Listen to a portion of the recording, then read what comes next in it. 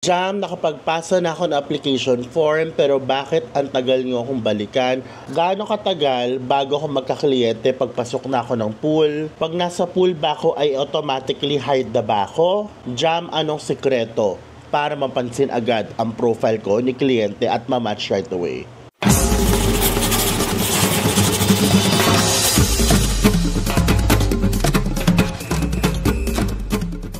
Hey guys, it's Jam and welcome back to Coconut VA Insider Tips Series Episode 2. For today mga mi, pag-uusapan natin ng application process ni Coconut VA para masagot ko na kung ano yung mga usual na tinatanong nyo pagdating sa application process ni Coconut VA. If you want more of these, then go ahead and hit that subscribe button, notification bell, and oh my gosh, like and share this video para makita rin ibang mga kaibigan mo at ng family members mo na gusto pumasok ng Coconut VA. Let's go. The first step sa application process ni Coconut VA is the qualifying quiz and paper screening. Dito, you will go through the English proficiency test, the pre-qualifying quiz, at pag pumasa ka doon sa pre-qualifying quiz, magkakaroon ka automatically na access doon sa application form namin. Pag hindi ka pumasa sa pre-qualifying quiz, then magkakaroon ng confirmation message, na you didn't make it for now. So, that is the first part, okay? So, Jam, saan ba nakalagay yung English proficiency test na website, na link?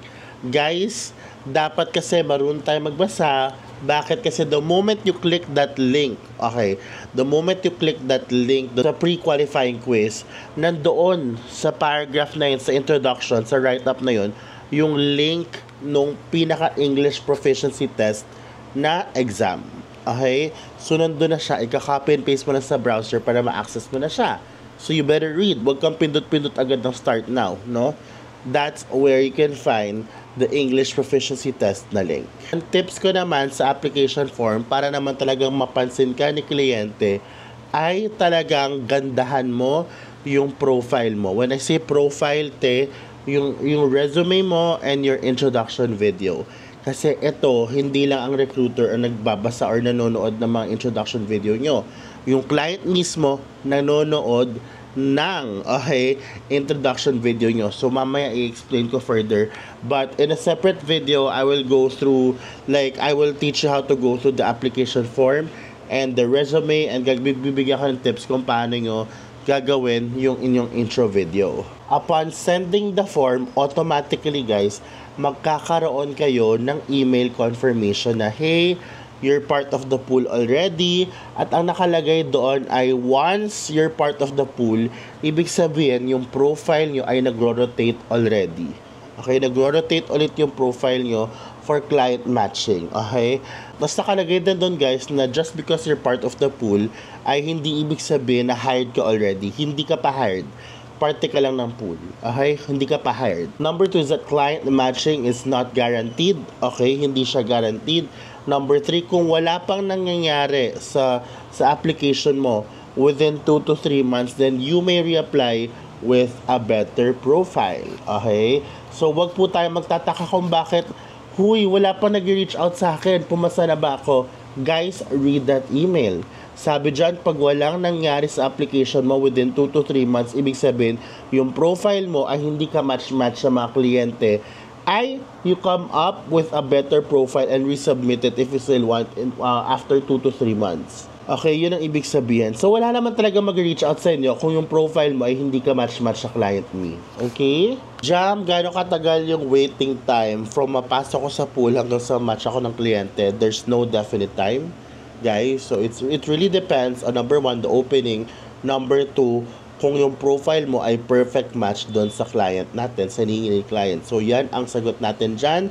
So, please read that email. Okay? Read that email. Now, my suggestion, while you're in the pool, while you're waiting for client matching, please know guys, na si Coconut VA, hindi naman siya exclusive. We need to say, ikaw ay isang freelancer, independent contractor. So, pwede kang magkaroon ng kliyente outside Coconut VA. My suggestion is not wait for Coconut VA, okay?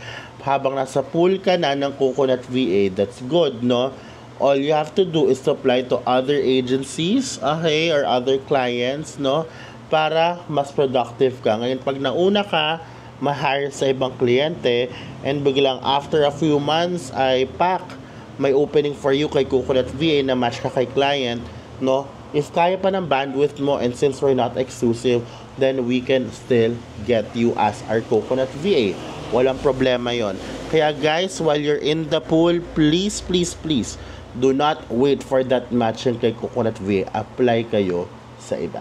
Now, let's go to the next one. After the qualifying quiz and paper screening, it's now time for the initial interview. So, once you're in the pool and may opening that matches your qualifications, recruitment will call a few, applicants in the pool na match doon sa pinaka requirements ni client na may opening.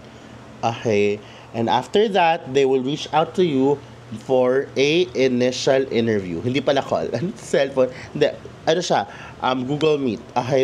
You guys will go through an initial interview with the hiring team, with the recruitment team. Okay?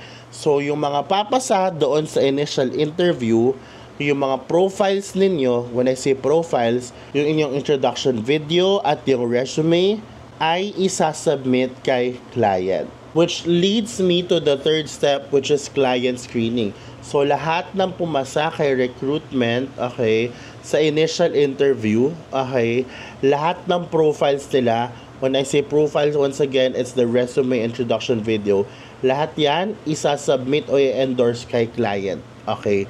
Ang gagawin ni client dito ay papanoorin niya yung mga intro video nyo at titingnan nila yung inyong resume.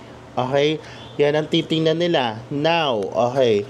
Kaya very, very important guys ng inyong intro video ay impactful. Okay? You should be able to sell yourself in 1 minute para guys, kayo ang mag-stand out at mapili ni kliyente. Okay? Very, very important yan guys. Okay? Then from there, out of the many profiles na i-endorse ni hiring team kay client, pipili lang siya ng 3 na top talents or top profiles na i-interviewin niya. Which leads me to the 4th process, which is client interview. Okay? This is going to be, a video call with the client with the 3, with the 3 top 3 talents na pinili ni client based on the profile na pinanood niya at binasa niya. Okay? Pag pumasa ka sa client interview yan, out of 3 kasi, iisa lang ang pipiliin niya. Okay? Pag pumasa ka, you will go through the next process. The next step sa application process ni Coconut VA, which is the 5th one, is trial period. And guys, this is where you will render 20 hours in 1 week. Mag-work ka with this client paid. Okay? So that's 4 hours a day, 5 days a week. That's 20 hours in total, just 1 week. Okay? Paid ka doon. Kung ano yung rate na pinramis ni client for your job, no? Yun din yung rate mo sa trial period. Dito niya i-assess kung whatever you mention in the profile ay totoo, kung talagang good fit kayo when it comes to work, okay, dito matetest. Alright? And pag ikaw ay pumasa dito at magandang feedback ni client at approved ka na, then ikaw ay mapupunta na sa pinaka-final step, which is onboarding, and now you're part of Coconut VA. Alright? So, ganon kasimple lang po, okay, ang proseso ng aming hiring. So, wala na kaming mga secondary requirements like kailangan ng NBI clearance, kailangan ng PSA, kailangan ng mga COE, yung mga ganun bagay. We don't need that here. We just need you, okay, and that perfect profile na gagawin mo. Very important yung profile na yan, guys. Yung intro video na yan, guys, huwag nyong madaliin, karirin nyo, ibenta nyo sarili nyo in 1 minute para kayo ang mag-stand out kay client. That's it for me for today. Hope you guys learned. Sana nakatulong itong video na ito sa inyo at sana familiarize na kayo sa proseso ng application kay Coconut VA. Comment below kung ano pang gusto nyo matutunan about Coconut VA. Once again, I'm Jam. Thank you and I'll see you guys again on the next video. Bye!